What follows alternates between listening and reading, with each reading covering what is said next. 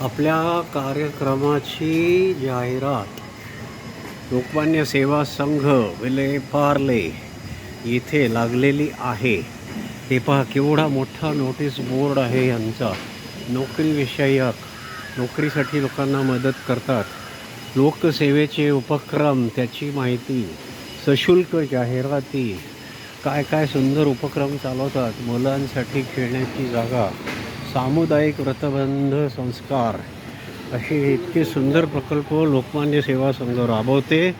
हे पहा वेगवेगळे कार्यक्रम। आणि आता या इथे आपला कार्यक्रम याची जाहिरात इथे लागलेली आहे, तर सगळ्यांनी अवश्य यावे।